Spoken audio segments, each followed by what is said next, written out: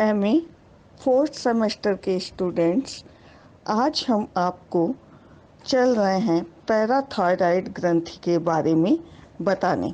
कल हमने आपको जो मनोविकृति विज्ञान में अध्ययन के दृष्टिकोण हैं उसमें थायराइड और पिट्यूटरी के बारे में बताया था। आज हम आपको पैराथायराइड के बारे में बता रहे हैं।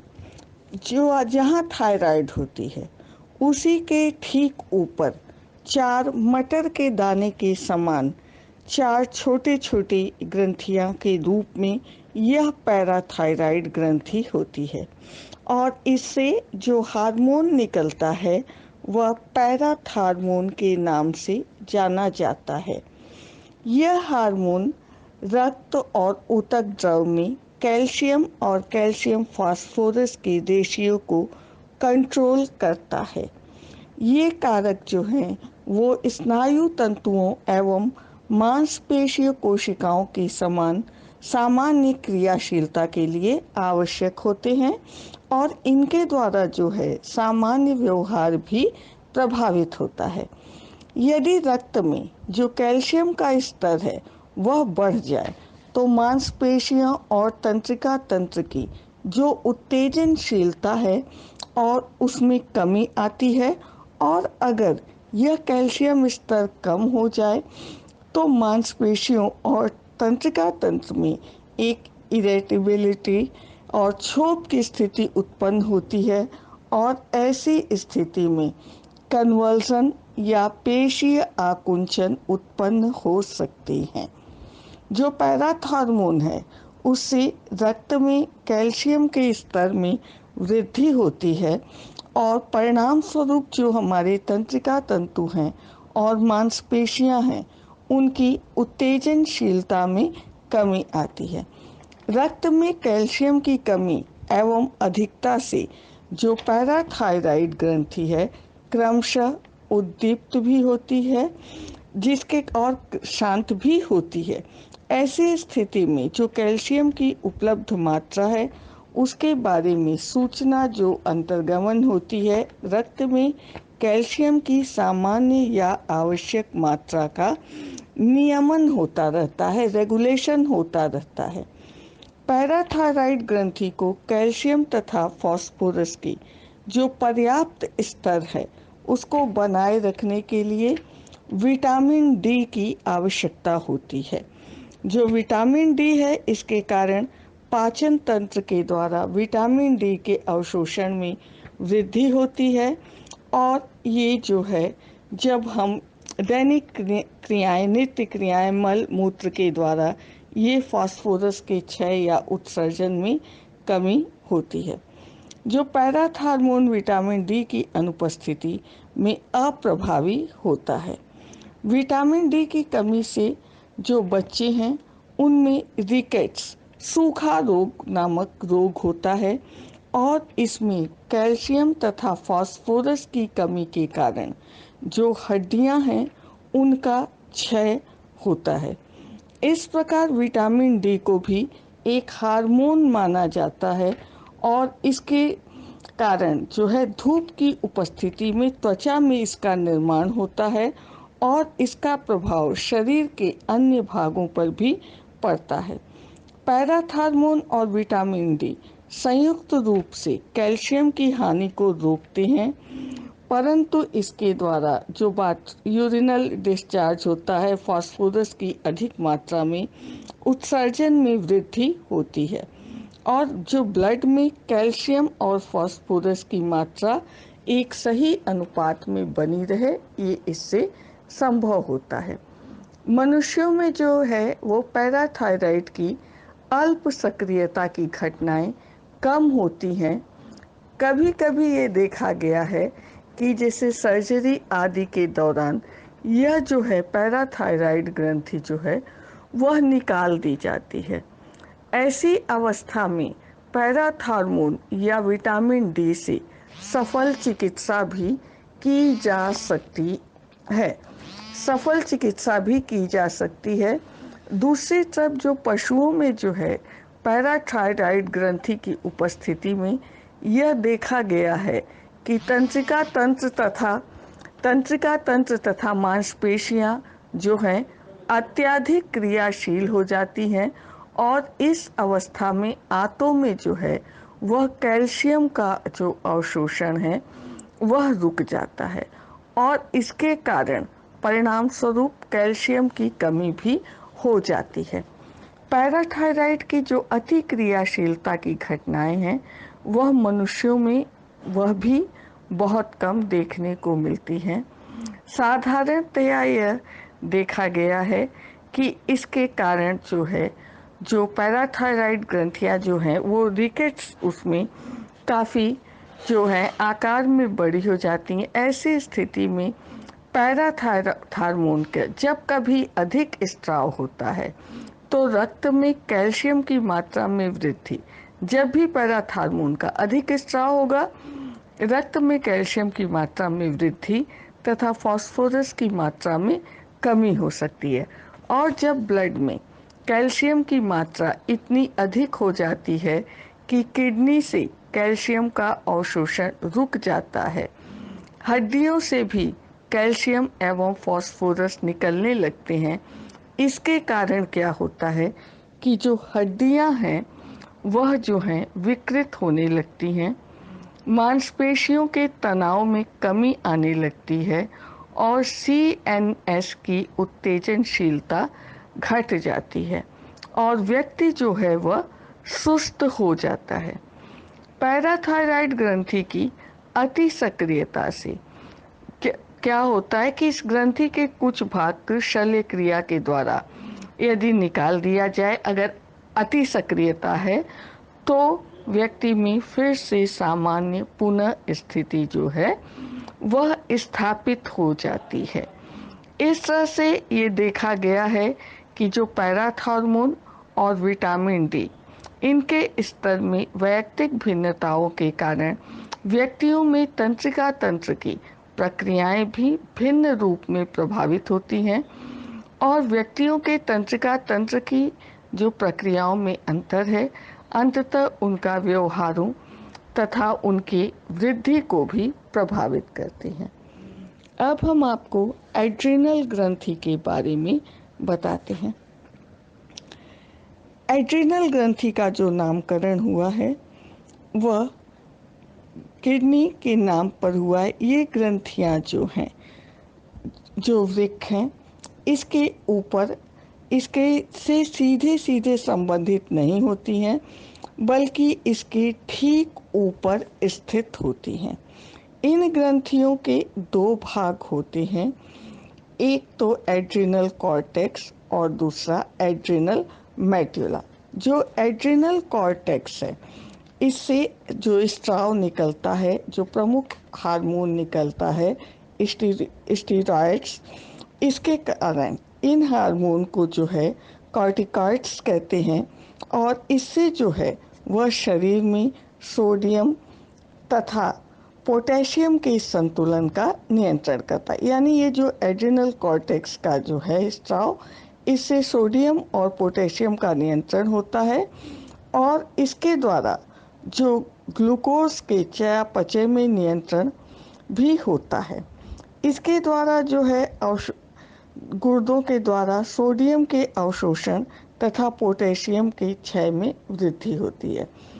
इस प्रकार जो सेल्स के बाहर सोडियम की तरफ कोशिकाओं के अंदर पोटेशियम की जो अधिक मात्रा बनी रहती है, इसके कारण ही जो हमारा तंत्रिका तंत्र है उसमें जो उत्तेजनशीलता है वह बनी रहती है। रक्त शर्करा को लीवर में ग्लाइकोजन के रूप में इकट्ठा करने में यह जो कॉर्टिकॉइड्स हैं यह काफ़ी सहायक होते हैं। ग्लूकोज के चयापचय में वृद्धि करके और आधारी चयापचय की दर में वृद्धि करते हैं। इनके द्वारा जो होता है जनन ग्रंथियों के समान ही शक्ति एवं द्वितीयक यौन विशेषताओं के विकास में ही सहायता मिलती है। यह जो एड्रिनल कॉर्टेक्स से एंड्रोजन तथा एस्ट्रोजन, आपको पता है कि एंड्रोजन पुरुषों में, एस्ट्रोजन स्त्रियों में, दोनों ही स्त्रावित होते हैं और अग्र पीयूष ग्रंथि से जो स्त्राव निकलता है, जो हार्मोन्स निकलता है, उससे भी यह प्रभावित होते हैं, नियंत्रण होता है इसका। एड्रिनल कॉर्टेक्स की अल्प सक्रियता के कारण ये देखा गया है कि जब इसके स्त्राव में किसी प्रकार की कमी होती है, एड्रिनल कॉर्टेक्स के जो ये कम एक्टिव होता है, तो जो है एडिसन नामक डिसीज होती है, जिससे कि जो किडनी के द्वारा Na तथा Ci यानी सोडियम और क्लोरीन का अत्यधिक क्षय और पोटेशियम का जो है वह अत्यधिक जो है वह धारण हो जाता है। ऐसी अवस्थाओं में जो Na तथा Cl की हम बात कर रहे हैं, ऐसी अवस्था में जो कोशिकाएं हैं वह सोडियम और पोटेशियम का आवश्यक जो संतुलन है वह स्थिर उसमें नहीं रहता है, जिसके परिणाम स्वरूप जो है यह कोशिकाओं और मांसपेशियों की जो उत्तेजनशीलता है वह घट जाती है।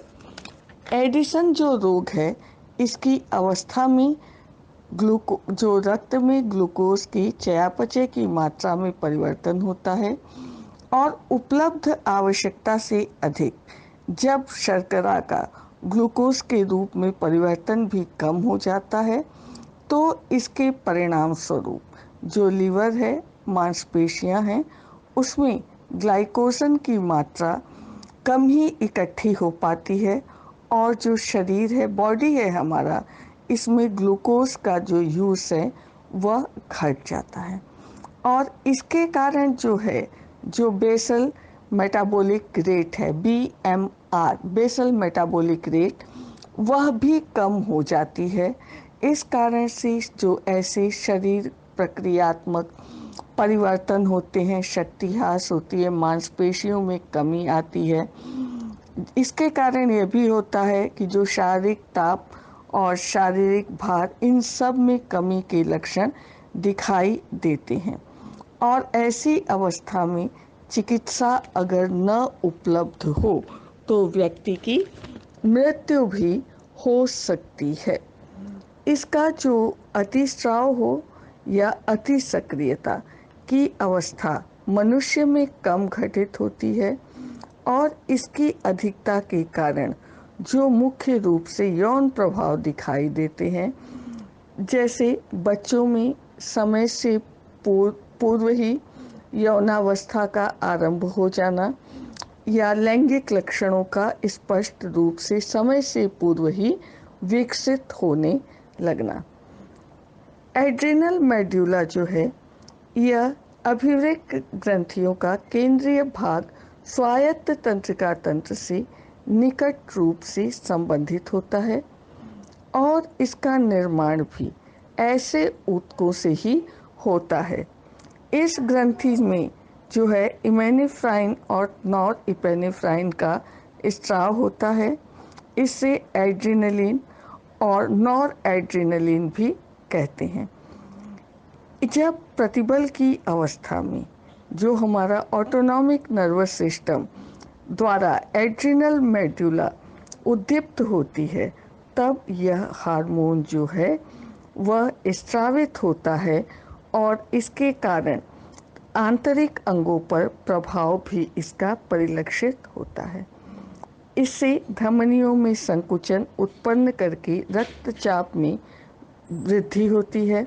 इपेनेफ्राइन का जो निर्माण होता है वह नॉर इपेनेफ्राइन से ही होता है और इसका प्रभाव भी जो है वह लगभग नॉर इपेनेफ्राइन के समान ही होता है। दोनों में अंतर यह होता है कि जो इपेनेफ्राइन है ये हृदय गति को बढ़ाकर ब्लड प्रेशर में वृद्धि करती है, न कि धमनियों को संकुचित करके। इस संबंध में यह प्रमाण भी है कि भय की अवस्था में जो है इपेनेफ्राइन की भूमिका अधिक होती है और इस अवस्था में जो हृदय की धड़कन है वह अत्यधिक जो है बढ़ जाती है, जबकि क्रोध की अवस्था में जो नॉर इपेनेफ्राइन है इसकी भूमिका अधिक होती है। इसी कारण जो त्वचा है इसकी रक्त वाहिकाओं की संकुचन के कारण त्वचा भी पीली दिखाई देती है। प्रतिबल और चेतावनी प्रक्रियाओं में यह देखा गया है कि एड्रिनल कॉर्टेक्स तथा एड्रिनल मेडुला दोनों की ही महत्वपूर्ण भूमिका होती है। इन अवस्थाओं में ये देखा गया है कि जो हमारा सिंपैथेटिक सिस्टम है, इसके उद्दीप्त होने के कारण इपेनेफ्राइन का स्त्राव होता है, और ये जो इपेनेफ्राइन है इसे अग्र पिट्यूटरी ग्रंथि को ये उद्दीप्त करता है, जिसके कारण ये कहा जा सकता है कि पीयूष ग्रंथि से, पिट्यूटरी ग्रंथि से ACTH का स्त्राव होता है, जिसके परिणाम से एड्रिनल कॉर्टेक्स उद्दीप्त होता है और इसमें कॉर्टिकॉइड्स का स्त्राव होता है। इससे जो है, जो टिश्यूज हैं उनकी उत्तेजनशीलता और जो बेसल मेटाबॉलिक रेट है इसमें वृद्धि होती है, और NE नॉरएपिनेफ्राइन का भी समान प्रभाव होता है। एड्रिनल मेडुला की जो अति क्रियाशीलता की अवस्था जो होती है उसको भी असामान्य नहीं माना जाता है, क्योंकि प्रतिबल की अवस्था में जो एड्रिनल मेडुला की अति क्रियाशीलता एक सामान्य सी प्रतिक्रिया है। पशुओं में भी इस ग्रंथि के इस भाग को अगर शल्य क्रिया के द्वारा निकाल दिया जाए, सर्जरी के द्वारा अगर निकाल दिया जाए, तो जो एड्रिनल मेडुला है इसकी अल्प सक्रियता की अवस्था जो है उसको उत्पन्न किया जा सकता है। किंतु यह भी देखा गया है कि ऐसी अवस्था में जो पशु है वह भी सामान्य ही रहता है और अपने शारीरिक तापमान को स्थिर नहीं रख पाता है, शक्ति में कमी हो जाती है तथा वह उत्तेजित करने वाले उद्दीपकों के प्रति ठीक से अनुक्रिया नहीं कर पाता है। पैंक्रियास, अग्नाशय। अग्नाशय एक ऐसा अंग है जो आंतों के घुमाव में आमाशय तथा छोटी आंत के बीच स्थित होता है, और इस अंग के अंतःस्रावी तथा बहिःस्रावी दोनों प्रकार के कार्य होते हैं। इसीलिए इस संबंध में मतभेद भी है कि यह एंडोक्राइन या एक्सोक्राइन। इसमें एक पाचक ग्रंथि होती है जिसका जो स्त्राव होता है वह छोटी आंत में होता है, और इसमें दो प्रकार की अंतःस्रावी कोशिकाएं भी होती हैं, अल्फा और बीटा कोशिकाएं। अग्नाशय की कुल जो अंतःस्रावी कोशिकाएं हैं उनका 25% भाग अल्फा कोशिकाओं का होता है। जो अल्फा कोशिकाएं हैं इसमें ग्लूकागॉन नामक हार्मोन का सेक्रेशन होता है, और जब ब्लड में शर्करा की मात्रा में कमी होती है तब जो है अल्फा कोशिकाओं से ग्लूकागॉन जो है वह स्रावित होता है और यकृत को उद्दीप्त करता है, जिसके परिणाम स्वरूप जो है, जो हमारा लीवर है उससे जो ग्लूकोज निकलकर रक्त में आता है, और अल्फा कोशिकाएं जो हैं थोड़े समय के लिए ही उद्दीप्त होती हैं, जबकि ये जो बीटा कोशिकाएं हैं यह इनसे इंसुलिन नामक हार्मोन का स्राव होता है, और इसके जो कार्य हैं वह यह है कि यह लीवर के द्वारा ग्लूकोज के निर्माण एवं जो सेक्रेशन है उसको अवरुद्ध करता है, और शरीर की जो हमारी मसल्स हैं, टिश्यूज हैं, उनमें उपलब्ध जो शर्करा के उपयोग में ग्लूकोज के यूज में वृद्धि करके और ब्लड शर्करा में कमी करता है। इंसुलिन जो है शरीर की कोशिकाओं को रक्त शर्करा के लिए अधिक जो है उसको बहने में पारगम्य बना देता है, जिसके कारण जो ब्लड ग्लूकोज है उससे चयापचय में वृद्धि हो जाती है। रक्त में जो उपलब्ध ग्लूकोज के उच्च स्तर के कारण बीटा कोशिकाएं उद्दीप्त होती हैं और इनसे इंसुलिन जो है वह स्रावित होता है। इसके अलावा जो है जो ग्लूकोज है उसमें यकृत में इकट्ठा हो जाने से मांसपेशियां तथा शर्करा में जो ग्लूकोज में उपयोग किए जाने वाली बीटा कोशिकाएं जो होती हैं उनकी जो क्रिया है वह अवरोधित होती है। एड्रेनल मेडुला से नॉर एपेनेफ्राइन तथा एपेनेफ्राइन की जो सेक्रेशन होता है उससे क्या है कि इंसुलिन का स्राव जो है वह बढ़ता है। इसीलिए प्रतिबल और चेतावनी प्रतिक्रियाओं की अवस्था में ब्लड में ग्लूकोज के चयापचय में वृद्धि होती है। इस प्रकार यह पता लगता है कि अल्फा तथा जो बीटा कोशिकाएं हैं एक दूसरे के विपरीत होती हैं। इंसुलिन हार्मोन की कमी अथवा बीटा कोशिकाओं की जो अल्प सक्रियता होती है, इसके कारण जो है मनुष्य में जो है डायबिटीज नामक रोग होता है। अभी जो नज़दीक में अध्ययन हुए हैं उनसे यह स्पष्ट हुआ है कि जो पिट्यूटरी ग्रंथि से हार्मोन निकलता है उस हार्मोन से भी डायबिटीज हो सकता है। और इंसुलिन की जो पर्याप्त मात्रा की जब कमी होती है तब टिश्यूज तथा मसल्स में जो इनका ग्लूकोज का उपयोग नहीं हो पाता है और जो यकृत है उसमें जो ग्लूकोज की ग्लाइकोजन के रूप में इकट्ठा नहीं हो पाती है। ऐसी स्थिति में रक्त में जो शर्करा की अतिरिक्त मात्रा उपलब्ध रहती है वह कुछ जो है ग्लूकोज वो यूरिनल डिस्चार्ज के साथ उत्सर्जित होती रहती है। रक्त में जो उपलब्ध अधिक शर्करा को शरीर से बाहर निकालने के प्रयास में जो किडनी है उसके कारण हम अधिक बार जो है यूरिनल डिस्चार्ज होता है, बाथरूम जाना पड़ता है। और इससे व्यक्ति के शरीर में क्या होता है कि डिहाइड्रेशन की अवस्था हो जाती है, पानी की कमी की अवस्था हो जाती है। ब्लड ग्लूकोज का उपयोग नहीं कर पाने के कारण जो टिश्यूज होते हैं, प्रोटीन होते हैं, उनमें वसा का चयापचय करने में भी असमर्थता आती है।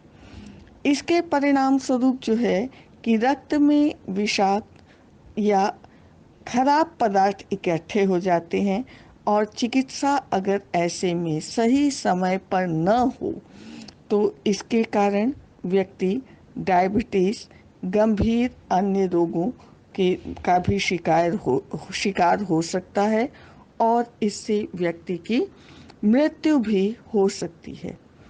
आजकल जो है जो डायबिटीज की चिकित्सा के लिए इंसुलिन का प्रयोग किया जाता है, इसमें ये देखा गया है कि मधुमेह के डायबिटीज के लक्षणों में काफ़ी कमी दृष्टिगोचर होती है।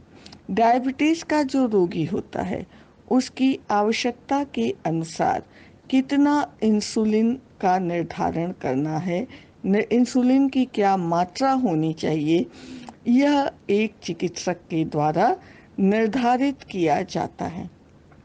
डायबिटीज की अवस्था में रोगी को एक विशेष प्रकार के भोज्य पदार्थ को ग्रहण करने की सलाह दी जाती है और इसमें जो है उच्च शर्करा युक्त यानी जिनसे ग्लूकोज बढ़ने की संभावना होती है ऐसे पदार्थों का परहेज किया जाता है।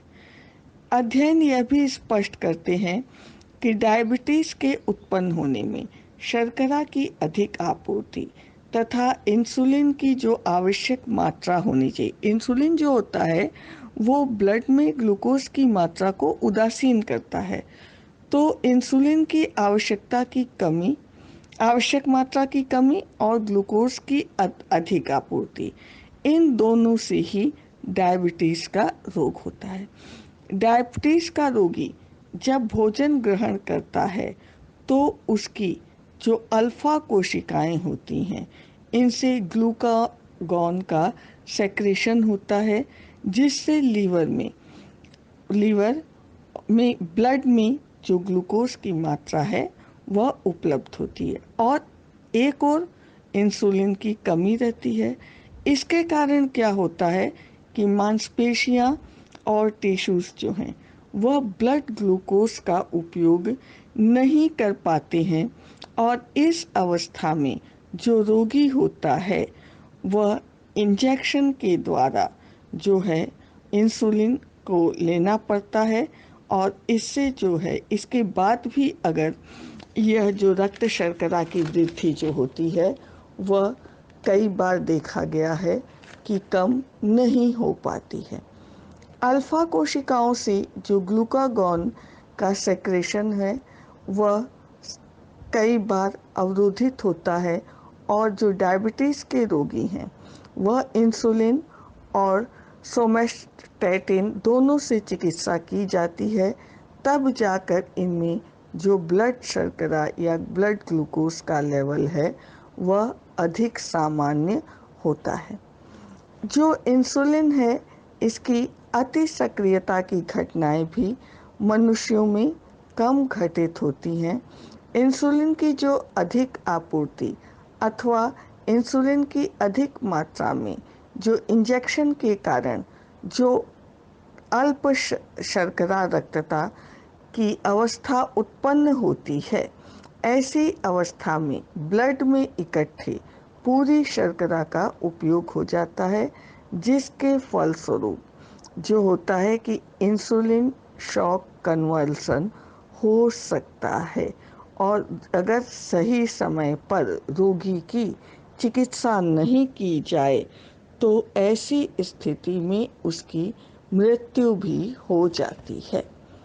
अब हम आपको गोनाड्स के बारे में बताते हैं, जनन ग्रंथियों के बारे में। और यह जो ग्रंथियां हैं स्त्री और पुरुष दोनों में अलग अलग प्रकार की होती हैं, और इनसे निकलने वाला स्त्राव भी एंड्रोजन और एस्ट्रोजन के नाम से जाना जाता है। इन ग्रंथियों का जो प्रभाव होता है वह स्त्रियों और पुरुषों पर स्त्रियोचित और पुरुषोचित लक्षणों के साथ साथ इन्हें रिप्रोडक्शन के लिए भी तैयार करता है।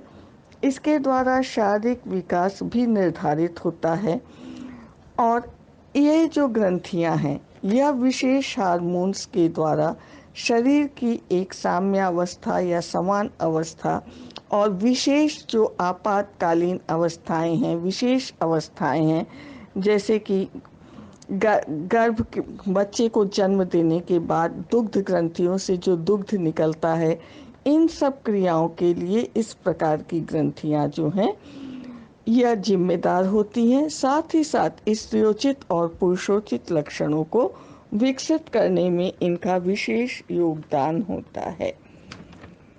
पीनियल ग्रंथि जो होती है, एक तरह से इसके बारे में अभी बहुत ज़्यादा एक मत वैज्ञानिक नहीं है। यह एक मटर के दाने के समान संरचना होती है, और इसके बारे में अभी बहुत ज़्यादा अध्ययन ये नहीं हो सका है, और इससे निकलने वाले हार्मोन, इससे संबंधित जो अध्ययन है, इसमें अभी और ज़्यादा अध्ययन की आवश्यकता है। विकास क्रम की अवधि में, विकास की अवस्था में मनुष्यों में जो है पीनियल ग्रंथि की भूमिका जो है वह परिवर्तित मानी गई है, और यह ग्रंथि जो है इसमें दृश्य संग्राहक नहीं पाए जाते हैं। हालांकि आँखों में उत्तेजना के आरंभ होने के कारण इस ग्रंथि का उद्दीप्त होना माना जाता है। जो प्रकाश है वह पीनियल ग्रंथि के स्त्राव को कम करता है। यह जो प्रकाश की क्रिया और इसमें पीनियल ग्रंथि का प्रभाव, इस पर जो है जटिल प्रक्रिया द्वारा प्रकाश पीनियल ग्रंथि पर अपने प्रभाव के द्वारा जनन ग्रंथियों की क्रियाशीलता को भी नियंत्रित करता है। यह रेटिना को उद्दीप्त करता है और अनुकंपी तंत्रिका तंत्र के स्नायु तंतुओं के द्वारा जो रेटिना का उद्दीपन है वह पीनियल ग्रंथि तक पहुंचता है। प्रकाश अंधकार चक्र के कार्य को भी इसके द्वारा नियंत्रित किया जाता है, जो कि हाइपोथैलेमस के एक नियंत्रण केंद्र के प्रतिदिन के लयबद्ध क्रिया का भी नियमन करता है। हाइपोथैलेमस के इस नियंत्रण केंद्र को बायोलॉजिकल क्लॉक कहा जाता है। पीनियल ग्रंथि जो है सेरोटोनिन से ही मेलाटोनिन का निर्माण करती है और प्रकाश अंधकार चक्र के प्रति मस्तिष्क की प्रतिक्रिया के फलस्वरूप सेरोटोनिन की आपूर्ति निर्धारित होती है। इस प्रकार ये देखा जाता है कि जो पीनियल ग्रंथि की क्रिया है इसका नियंत्रण दो प्रकार से होता है। मनुष्यों में जो है ये पीनियल ग्रंथि की दुष्क्रिया की घटनाएं अत्यंत कम होती हैं। सामान्यतः ये देखा गया है कि पीनियल ग्रंथि में या उसके आसपास के क्षेत्रों में जो ट्यूमर के कारण इस ग्रंथि की क्रिया में असामान्यता उत्पन्न होती है। यदि इस ग्रंथि में ही ट्यूमर होता है तो ऐसी स्थिति में इसके आकार में वृद्धि होती है, जिसके कारण जो पीनियल ग्रंथि की अति सक्रियता की स्थिति उत्पन्न हो जाती है और इस अवस्था में इस ग्रंथि से अधिक मेलाटोनिन का स्राव होता है। यदि बच्चों में भी पीनियल ग्रंथि की अति सक्रियता होती है तब उनका यौन विकास जो है वह मंद हो जाता है। ऐसी स्थिति में यह भी पाया गया है कि अगर ट्यूमर के पीनियल के आसपास के ऊतकों में होता है तो इससे जो है पीनियल ग्रंथि की क्रियाशीलता प्रभावित होती है और इसकी अल्प सक्रियता की अवस्था उत्पन्न होती है। ऐसी अवस्था में जो मेलाटोनिन के स्राव में कमी हो जाती है और इसके कारण क्या होता है कि बच्चों में किशोरावस्था के पूर्व ही उनमें लैंगिक विकास हो जाता है और इसमें उनका मानसिक विकास भी सम्मिलित हो सकता है। वयस्कों में एडल्ट्स में जो देखा गया है कि इस ग्रंथि की जो असामान्यता है इसके बारे में अभी बहुत अधिक ज्ञान उपलब्ध नहीं है। अध्ययन ये स्पष्ट करते हैं कि जो पीनियल ग्रंथि के कार्य का व्यवहार पर स्पष्ट प्रभाव पड़ता है और मनुष्यों में जो है यह ग्रंथि यौवन आरंभ को महत्वपूर्ण ढंग से प्रभावित करती है और यही कारण है कि ट्रॉपिक क्षेत्र में धूप की अधिकता के कारण यौन परिपक्वता शीघ्र हो जाती है। इस कारण जो पीनियल ग्रंथि है इससे पशुओं में यौन व्यवहार, मनुष्यों एवं अन्य पशुओं में पीरियड के समय कई पशुओं में यौन व्यवहार या ऋतु चक्र को नियंत्रित करने की क्रिया होती है। अब हम आपको थोड़ा सा थाइमस ग्लैंड के बारे में बता रहे हैं।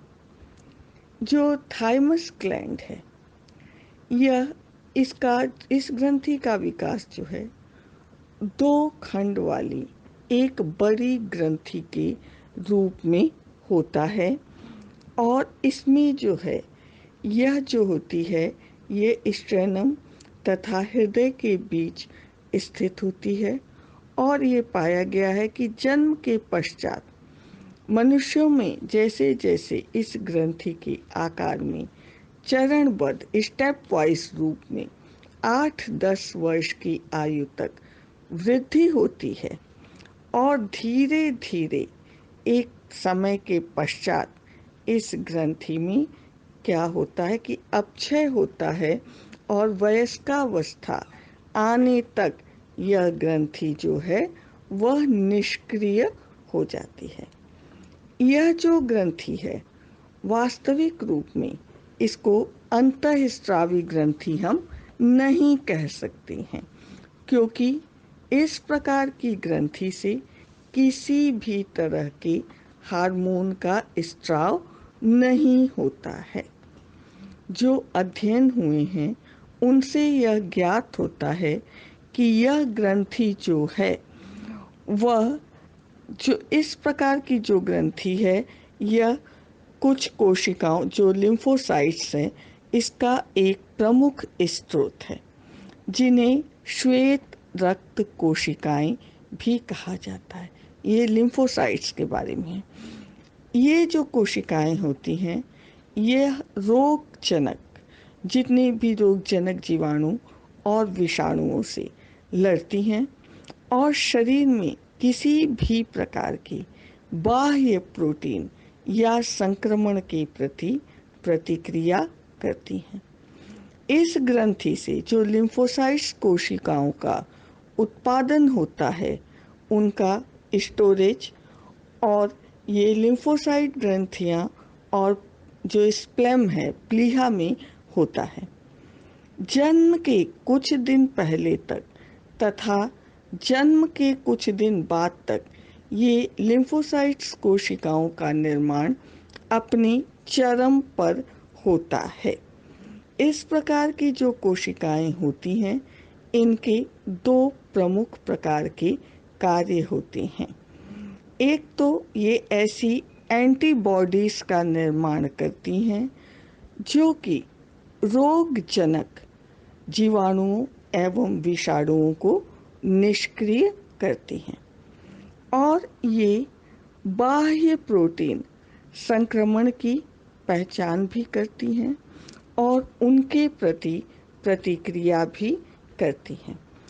जो ये ग्रंथि है थाइमस ग्रंथि है, इसकी कार्यकुशलता में अगर कोई दोष उत्पन्न होता है तो इसके कारण जो है माइस्थेमिया ग्रेविस एवं श्वेत जो रक्तता रक्त कैंसर एक तरह से ये लक्षण ल्यूकेमिया जिसे कहते हैं और इस तरह के रोग उत्पन्न हो सकते हैं, जिसमें कि यह जो हमारी लिम्फोसाइट्स कोशिकाएं हैं ये हमारे शरीर के प्रोटीन के प्रति प्रतिक्रिया करती हैं। जो थाइमस ग्रंथि है इसका व्यवहार पर कोई विशेष योगदान दिखाई नहीं देता है, लेकिन बाल्यकाल में यह जो ग्रंथि है इसकी क्रियाशीलता व्यक्ति को प्रतिबल के प्रति जो स्ट्रेस संबंधी बिहेवियर हैं उसके प्रति जो है वह सक्षम बनाने में सहायता करती है और खासकर रोग एवं चोट और प्रतिबल के प्रति। तो स्टूडेंट्स, अभी हम आपको जो साइकोपैथोलॉजिकल डिसऑर्डर के पॉइंट्स ऑफ व्यू हैं, माने जो दृष्टिकोण हैं, उससे संबंधित केवल और केवल ग्रंथियों के बारे में और हार्मोन्स के बारे में हमने आपको बताया। जो नेक्स्ट टॉपिक हमारा होगा उसमें हम इस जो मनोविकृति विज्ञान के अध्ययन के दृष्टिकोण के बारे में हम और अधिक अध्ययन करेंगे और आनुवांशिक दृष्टिकोण के बारे में अध्ययन करेंगे। आज के लिए सिर्फ इतना। थैंक यू बच्चों।